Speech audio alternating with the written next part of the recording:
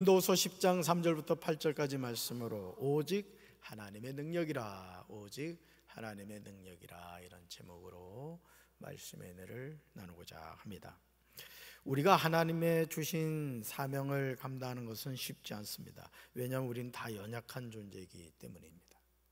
우리는 누구나 지정의가 있습니다. 지정의란 인간의 세 가지 심적 요소인 지성, 감정, 의지를 아울러 이루는 말입니다. 그런데 이것들이 우리를 흔들 때가 있습니다. 하나님이 주신 아주 중요한 건데 이것들이 우리를 흔들 때가 있다. 지성이 좋은 것이기는 하지만 잘못된 지성은 우리를 교만하게 만들죠. 공부 좀 했다고, 좋은 대학 나왔다고, 똑똑하다고, 아주 그냥 하나님이 어디 있어, 시건방을 떠는 잘못된 지성이 있어요. 또 감정은 좋은 것이기는 하지만 잘못된 감정은 우리를 넘어지도록 만들어요. 어떤 자존심, 아주 기분 나쁘고 이런 것들 있잖아요. 감정, 그런 것들. 또 의지는 좋은 것이기는 하지만 잘못된 의지는 우리를 멸망의 길로 속히 인도합니다. 옛뱀인 마귀가 여자에게 접근하여 시험한 것은 내가 하나님처럼 될 수 있다는 미혹이었습니다. 내가 하나님처럼 될 수 있다. 이전까지 여자는 하나님의 말씀을 통하여 동산 중앙에 있는 선악을 알게 하는 나무의 열매는 먹으면 죽는다는 사실 때문에 바라보지도 않았습니다.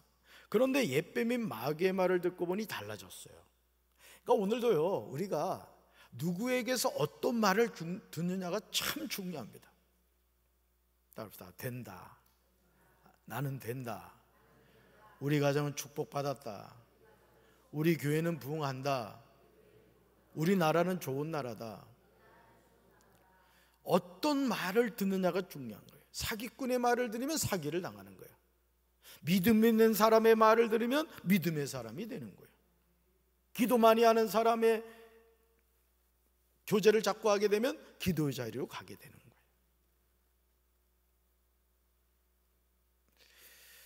옛뱀인 마귀의 말을 듣고 보니 달라졌다. 그러니까 여러분이 듣는다는 것, 무엇을 듣느냐는 것이 참 중요한 거죠.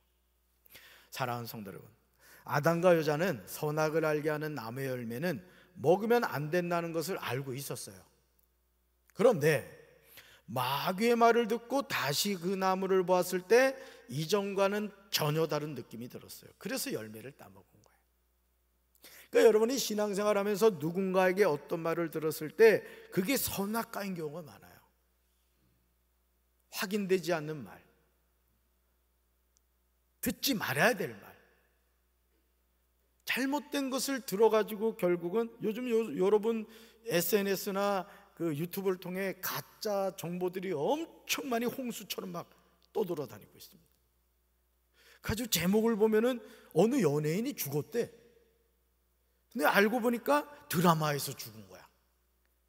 그럴 때는 아주 그냥 기분이 너무 안 좋더라고. 그러니까 조회수를 높이려고 예를 들어 그런 거죠. 유튜브에다 강경제일감리교회 박지진 목사님 돌아가시다. 죽여주는 뉴스잖아요. 근데 알고 봤더니 목사님이 설교할 때 죽여주는 설교라고 했다. 뒤에 가보면 이제 그런 식이 되는 거예요. 그러니까 여러분, 오늘 우리가 수많은 이 정보의 세계 속에서 뭘 듣고 뭘 말하느냐가 우리 삶의 미래를 결정한다는 것이죠. 여러분, 창세기 3장 6절 같이 읽습니다. 여자가 그 나무를 본즉 먹음직도 하고 보암직도 하고 지혜롭게 할 만큼 담스럽게도 한 나무인지라. 여자가 그 열매를 따먹고 자기와 함께 있는 남편에게도 주매 그도 먹은지라. 아멘. 여러분, 먹음직도 하고 뭐예요? 육신의 정욕. 보암직도 하고는요, 안목의 정욕. 지혜롭게 할 만큼 탐스럽기도 하고는 뭐예요? 이생의 자랑이란 말이에요. 지금도 사람들 대부분이 하나님처럼 되겠다고 선악을 알게 하는 나무의 열매를 몰래 따먹고 있어요. 그 유튜브 영상을 보면 우리 청소년들은 알 거야. 높은 데서요, 건물과 건물이 있는데 무슨 짓을 하냐면 이 건물에서 휙 뛰어가지고 옆에 있는 건물로 가는 거야. 어른들이 볼 때 웃기죠. 근데 이제 그런 거를 유튜브로 올려면 막 조회수가 올라간단 말이에요. 야, 아주 죽으려고 작정을 하더라고요. 죽으려고. 여러분 얼마 전에도 저 중국에선가요 5,200m 그 산에서 그 뭐 동료 사진을 찍어주겠다고 하다가 거기서 그 뭐라 그래 그 이렇게 잡아매는 거 그걸 풀러가지고 밑으로 영상에 나와요. 200m인가 아래로 추락해 죽었어요. 사진 찍어주겠다고 했다. 그러니까 오늘 많은 사람들이 자기 목숨을요 아주 너무너무 우습게 하는 거야. 그냥 조회수 좀 올리겠다고 자기 목숨을 엄한 데다 던지질 않나 그런 상황이라는 거죠. 여러분 우리의 지성이 하나님의 영광을 위하여 사용되어야 될 줄로 믿습니다. 우리의 지성은 하나님의 영광을 위해서 써야 되는 거예요. 또 우리의 감정이 하나님의 영광을 위해서 사용해야 될 줄로 믿습니다. 오늘같이 이렇게 찬양을 하고 박수를 치고 우리 최 전사님 막 찬양 인도하고 우리 강 목사님이나 우리 전사님들이 찬양 인도를 한 말이에요. 여러분의 그 감정을 다해서 찬송을 해야 된다면 찬송. 또 어떤 분들 막 째려보는 사람도 있어. 막 레이저가 막 날라와 그냥. 그러면 안 된다고. 손뼉을 치며 온몸을 다해 춤을 추며 누굴 찬양해라? 하나님을 찬양해라. 할렐루야. 우리의 의지가 하나님의 영광을 위해서 사용되어야 되는 거예요. 그렇게 할 때 우리는 다른 삶을 살아가게 되는 거예요. 고린도후서 5장 17절에서 바울은 우리가 새로운 피조물임을 전하고 있어요. 말씀 같이 읽습니다. 누구든지 그리스도 안에 있으면 그는 새로운 피조물입니다. 옛것은 지나갔습니다. 보십시오, 새 것이 되었습니다. 아멘.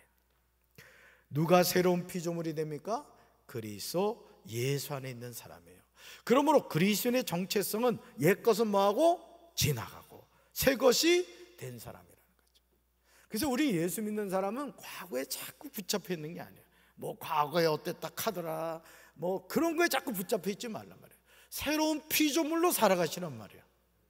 미래를 향해서, 앞을 향해서 실수가 있었다 할지라도 그 실수를 디딤돌로 삼아서 내일을 향해 달려가야 된다. 할렐루야. 하나님의 자녀는 과거에 얽매이지 않아요. 늘 새로운 피조물로 살아가네요. 우리 청소년들도 마찬가지예요. 우리 청소년들도 지나간 것을 자꾸 이렇게 고민하고 그러면 안 돼. 지금 기말고사 보고 있니? 아니야? 끝났어? 아주 그냥 비전센터가 북새통이었습니다. 그냥 막 새벽 2시, 3시까지 그냥 막 공부를 하고 난 사법고시 패스한 줄 알았어 그냥. 예를 들어서 그런 거죠. 자, 기말고사를 봤다. 근데 어떤 친구들은 중간고사 시험 잘못 본 거 그거 생각하느라고 기말고사 준비를 안 해. 그럼 돼요, 안 돼요? 안 되지. 오늘 우리에게 주어진 시간을 성실하게 살아가야 돼요. 우리 청소년교회도 학생들도 마찬가지예요. 1년 전 내가 좀 더 열심히 공부했으면 이런 생각할 때 있지. 그거 소용없어. 지나간 거 생각할 거 없이 오늘부터 최선을 다해서 그게 쌓이고 쌓이면 1년 후에 내 실력이 부쩍 늘어나게 되는 거예요. 모든 게 그런 겁니다. 우리가 살아가는 인생이 다 그렇죠. 여러분, 예수 그리스도가 우리에게 베푸신 은혜가 무엇입니까? 고린도후서 8장 9절에서 바울은 주님이 베푸신 은혜에 관하여 전하고 있어요. 우리는 바울이 전하는 이 은혜를 가슴 깊이 새게 돼요. 그렇지 않으면 교만하게 돼요. 우리 말씀 같이 읽습니다. 여러분이 우리 주 예수 그리스도의 은혜를 잘 알고 있듯이 그리스도께서는 부유하신 분으로서 여러분을 위해 가난하게 되셨습니다. 그분이 가난하심을 통해 여러분을 부유하게 하시라는 것입니다. 아멘. 사랑하는 성도 여러분, 우리 주 예수 그리스도의 은혜가 무엇입니까? 바울은 고린도 교회 성도들에게 여러분이 우리 주 예수 그리스도의 은혜를 잘 알고 있다고 전하고 있어요. 그러면서 그리스도께서 그들을 위하여 어떤 결단을 하셨는가를 전하고 있는데 우리는 갚을 수 없는 주님의 은혜를 기억해야 합니다.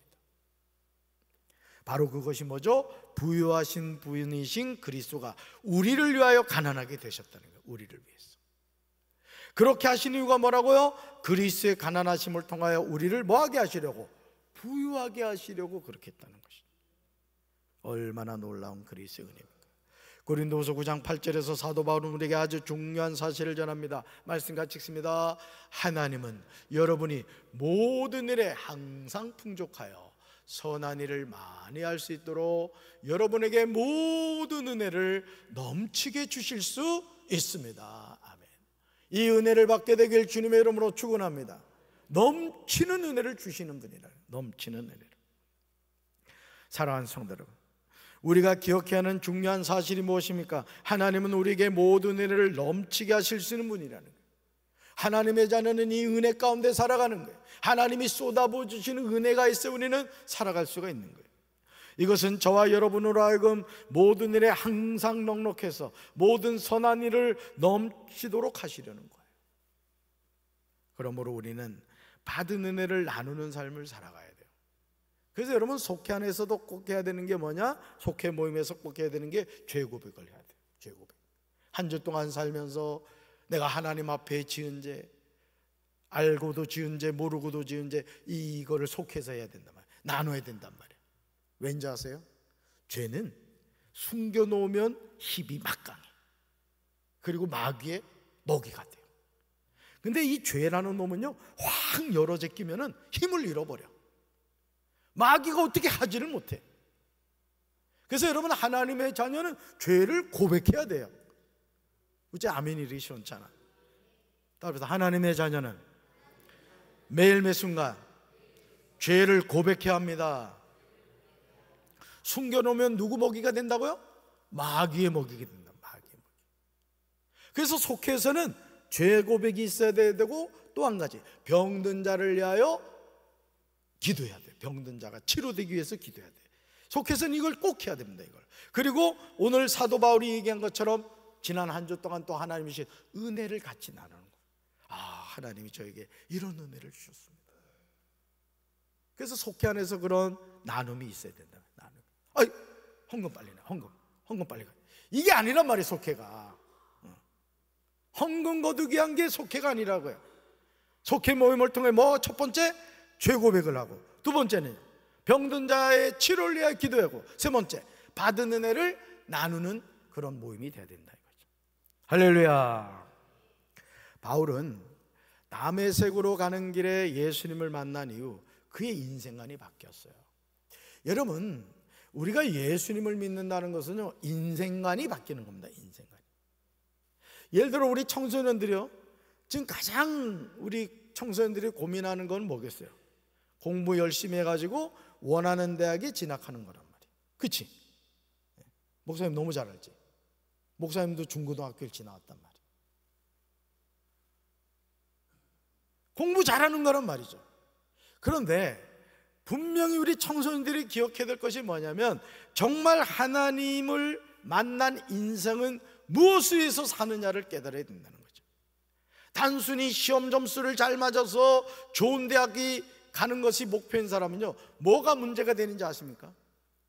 실제로 그런 얘기를 하더라고요. 어떤 분이 꿈이 있었어요. 나는 서울대학 가는 게 꿈이었대요. 그래서 서울대학을 갔어. 그 다음이 문제인 거야. 서울대학 가는 게 꿈이었지 그 다음 꿈이 없었던 거야. 그때부터 그냥 놀아졌겠다는 거죠. 여러분, 어떤 대학을 가느냐도 중요하지만 더 중요한 게 뭐예요? 꿈을 갖고 살아가는 인생이 되는 거예요. 아멘. 성도도 마찬가지입니다. 성도 여러분들 신앙생활 하면서 꿈을 가지셔야 돼요. 꿈을. 그 꿈이 누구 꿈? 하나님이 주신 꿈이 된다는 말이에요. 할렐루야. 바울이 예수님을 만난 이후 뭐가 바뀌었다고요? 인생관이 바뀌었어요. 그러니까 우리 청소년들은 인생관이 바로 세워져야 돼. 너희들이 공부를 잘하고 못하고 중요한 게 아니야. 어떤 인생관을 가지냐에 따라서 그 인생관이 너희들의 삶을 이끌어가는 거야.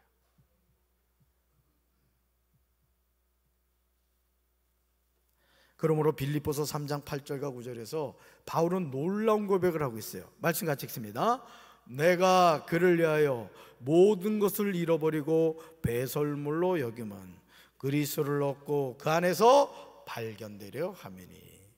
바울의 삶의 목표가 바뀐 거예요. 예수님을 만난 바울의 남은 삶에서 가장 중요한 것은 뭐라고요? 그리스도를 얻고, 또요, 그 안에서 발견되는 거예요. 이게 바울의 인생관이 확 바뀌어버린 거예요. 첫째 뭐요? 그리스도를 얻고 그 다음요 그리스도 안에서 발견되는. 이제 바울에게 그리스도에는 모든 것을 잃어버리고 배설물로 여기게 된 거예요. 사실은 그렇죠. 우리가 이 땅을 살면서 여러분 요즘 매스컴에 그 대법원장이나 판사 검사들 그 나와서 하는 걸 보라고 그 얘기를 하더라고요. 그냥 시험 잘 봐서 판사 되고 검사 됐다는 거지. 그 한 번의 시험으로. 근데 뭐가 준비가 안 된 거예요? 그 판사 검사들 보면 인격이 성숙하지 못한 거예요.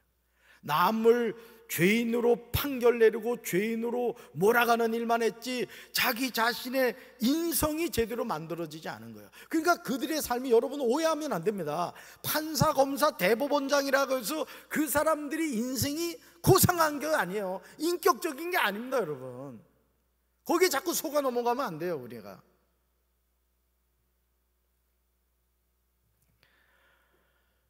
이제 바울에게 그리스도에는 모든 것을 잃어버리고 배설물로 여기게 되는데, 오늘 우리에게 필요한 그리스도인의 삶이 바로 이거라는 거예요.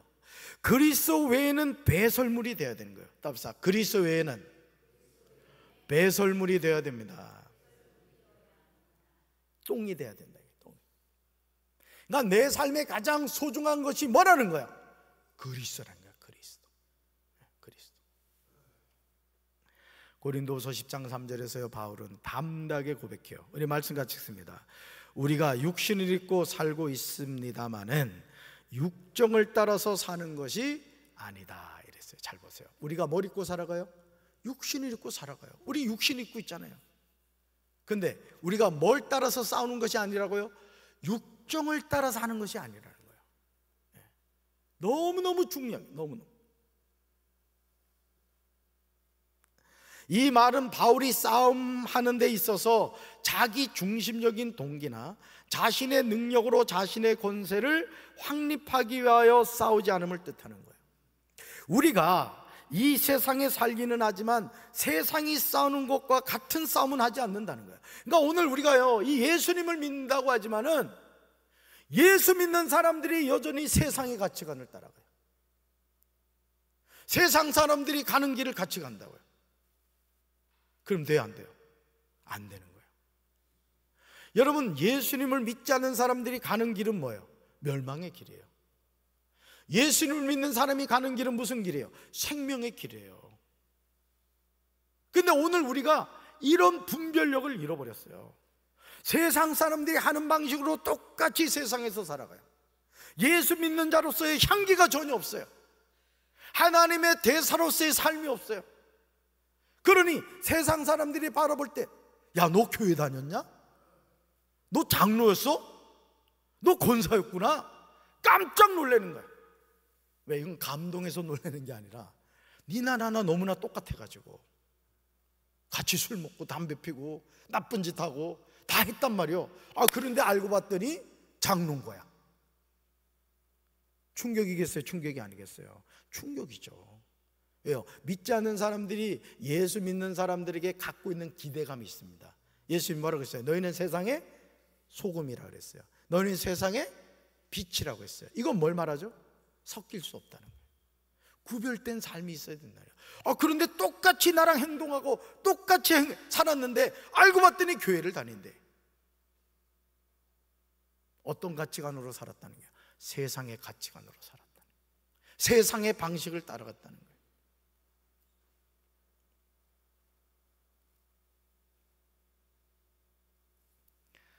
우리가 이 세상에 삽니다.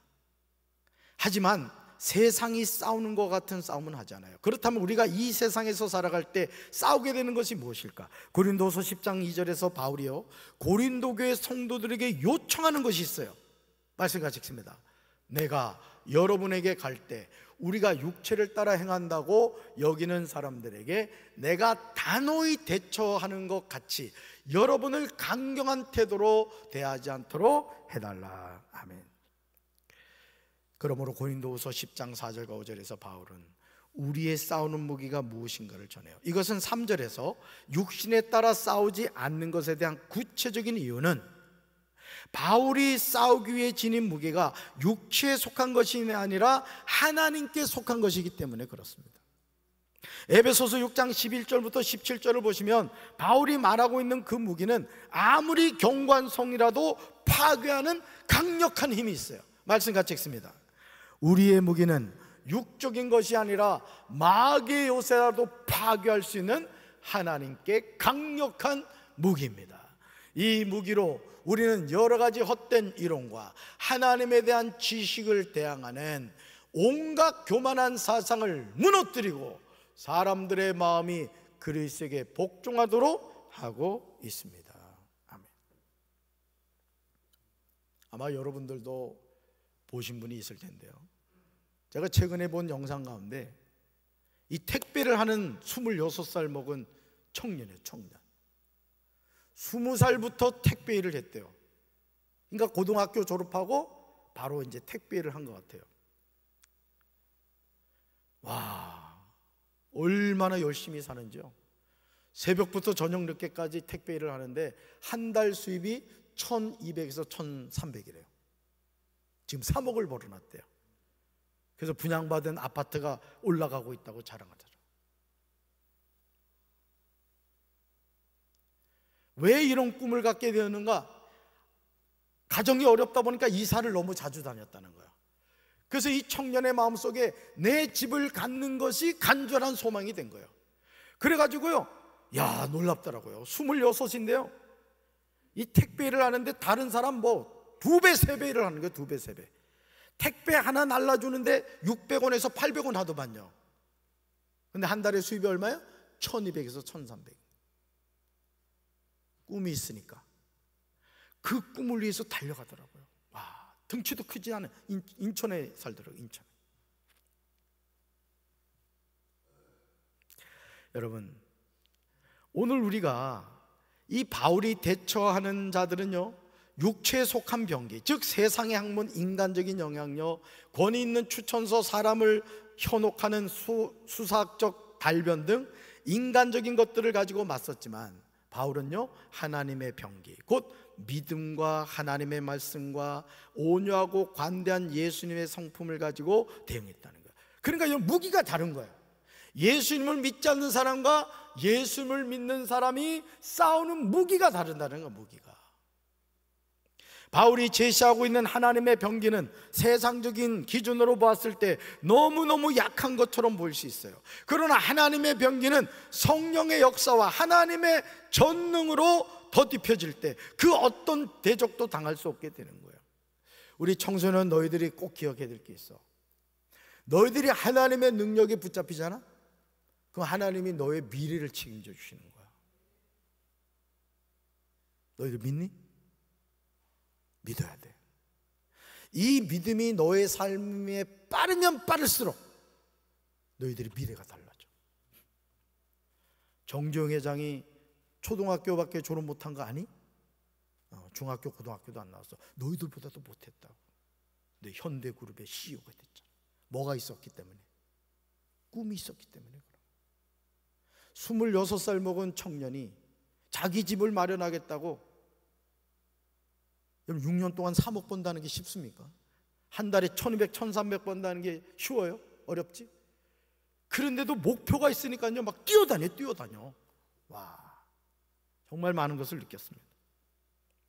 여러분, 바울이요, 하나님의 무기를 가지고 임하는 싸움의 최종 목적은 자신의 유익이나 자신의 사도적 권위로서 적대자를 굴복시키려는 것이 아니라는 거예요. 오직 그리스도에게 복종시키려는 것이고 구원으로 이끄는 것이었어요. 그러니까 여러분이 바울이 가지고 있는 이 싸움의 승리의 목적은 자신에게 있지 않았다고요. 누구에게 있었다? 하나님께 있었다. 그러므로 고린도후서 10장 6절에서 바울은 다음과 같이 전하고 있어요. 말씀 같이 읽습니다. 나는 이 무기를 써서 맨 먼저 여러분을 온전히 그리스도께 순종시킨 다음 나머지 모든 불순종하는 자들을 처벌하는 데 사용할 것입니다. 아멘. 여기서 바울이 말하고 있는 모든 불순종하는 자들에 관한 내용은 하나님의 말씀, 곧 복음에 대한 불순종이 더 강조되고 있음을 알아야 돼요. 이런 자들에 관하여 하나님의 강력한 무기로 처벌하겠다고 바울은 강조해요. 사랑하는 성도 여러분, 오늘 우리가 빠지기 쉬운 함정이 무엇입니까? 고린도서 10장 7절에서 바울은 이 질문에 관하여 정확하게 전하고 있어요. 말씀 같이 읽습니다. 여러분은 겉모양만 봅니다. 누구든지 자기가 그리스도께 속한 사람이라고 확신한다면 자기가 그리스도께 속한 사람인 것과 같이 우리도 그리스도께 속한 사람이라는 것을 다시 한번 스스로 명심해야 할 것입니다. 아멘. 지금 바울이 말하고자 하는 핵심은 바울의 외모에 관한 문제가 아니에요. 바울의 행위에 대한 적대자들의 근시안적인 판단에 대한 문제제기라고 봐야 됩니다. 여기서 외모는 외형적인 것으로 추천서, 수사학적 언변, 권위에 찬 태도, 환상을 보는 것과 같은 신비적인 체험 등을 가리킵니다. 사람들이 일반적으로요, 외부적인 징표들에 쉽게 현혹되는 것처럼 고린도 교인들이 그러한 외부적인 요소들에 현혹되는 것은 있을 수 있는 일이었다는 거죠. 여러분, 제임스 정명석이요, 거기 추종자 가운데 지금은 그 제임스 정명석에 대해서 아주 그냥 뭐랄까요, 그게 거짓이라는 것을 앞장서서 주장하는 교수님이 있더라고요. 근데 그분이 어떤 얘기를 하는지 아십니까? 정명석이 그런다는 거, 이번에는 노태우가 대통령이 될 것 같다 얘기를 한다는 거예요. 진짜 노태우가 대통령이 되더라는 거예요. 이번에는 김영삼이 대통령이 된다 그러더래요. 진짜 김영삼이가 되더라는 거예요. 그러니까 사람들이 제임스 정명석의 말을 안 믿을 수가 없더라는 거예요. 아, 오늘 눈이 올 거야. 근데 날씨가 너무 좋다는 거야. 눈이 오더래요. 현혹이 되는 겁니다, 여러분. 오늘 우리가 예수를 믿는다고 하면서 이런 나타나는 현상에 몰두하게 되면요, 사이비 이단을 따라가게 되는 거예요. 정신 바짝 차려야 될 줄로 믿습니다. 오늘도 이런 미혹이 우리 삶에 무시로 다가옴을 깨닫고 매 순간 경계해야 돼요. 고린도서 10장 8절에서 바울은 고린도교회 성도들에게 분명하게 전합니다. 우리 말씀 같이 읽습니다. 주님께서 우리에게 주신 권세는 여러분을 넘어뜨리라고 준 것이 아니라 덕을 세우라고 주신 것이므로 내가 이에 대해 지나치게 자랑한다고 하더라도 부끄러울 것이 전혀 없습니다. 아멘. 하나님 주신 진정한 권위는 성도들을 망치는 데 있는 것이 절대 아니에요. 성도들을 잘 양육하는 데 있는 거예요. 바울은 고린도 교인들의 구원을 위하여 고난받는 것을 마다하지 않았어요. 하나님의 진리만을 전했어요. 항상 공평하게 행하였습니다. 그리고 고린도 교인들과 운명을 같이 하고자 했어요. 이게 중요하죠. 그러므로 우리는 바울이 말하고자 하는 핵심을 명심해야 돼요. 하나님이 주신 권세는 성도를 넘어뜨리라고 준 것이 아니에요. 오히려 덕을 세우라고 주신 거예요. 그러니까 은사도 하나님의 덕을 세우기 위해서 써야 되는 거예요. 아멘이십니까? 하나님 주신 은사를 인간의 욕망을 위해서 쓰면 결국 교회를 무너뜨리고 성도들 사이에 문제를 일으키는 거예요. 항상 하나님이 주신 은사는 누구 영광을 위해서 써야 되는 거예요? 하나님의 영광. 물질은요, 물질도 마찬가지.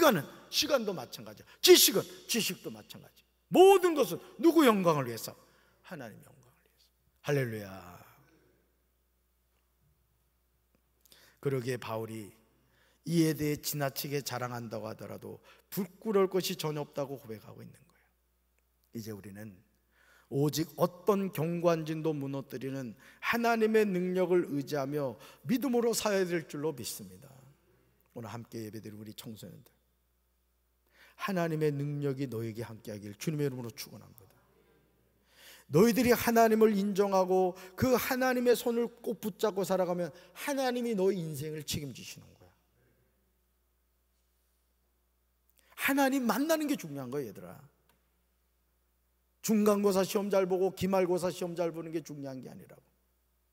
좋은 대학 가는 게 중요한 게 아니라고. 하나님을 만나면 그 하나님이 내 인생을 책임져 주십니다. 성도 여러분도 마찬가지입니다. 이제까지 나의 생을 하나님이 인도하여 주신 것처럼 앞으로 남은 생에도 하나님이 지켜주신다는 걸 믿으시기 바라요. 따라합시다. 주여, 나에게 하나님의 능력을 주옵소서. 믿음으로 승리하게 하옵소서. 할렐루야. 가슴에 손 얹겠습니다. 사랑의 주님, 하나님이 우리에게 주신 능력은 어떤 경관진도 무너뜨린다고 했습니다. 옛뱀 마귀가 에덴 동산에 교묘하게 찾아와 여자를 미혹했습니다. 선악과를 먹으면 하나님처럼 될 수 있다고 말했습니다. 여자는 옛뱀의 말을 듣고 다시 선악을 알게 하는 나무의 열매를 보았을 때 먹음직도 하고 보암직도 하고 지혜롭게 할 만큼 탐스럽기도 한 나무로 보였습니다. 주님, 오늘도 우리가 이 땅을 살아갈 때 수많은 미혹이 있습니다. 정신을 바짝 차리고 주께서 나에게 주신 사명이 무엇인가를 깨닫고 하나님 주신 능력으로 하나님의 영광을 위해 살아가게 하옵소서. 예수님의 이름으로 간절히 기도합니다.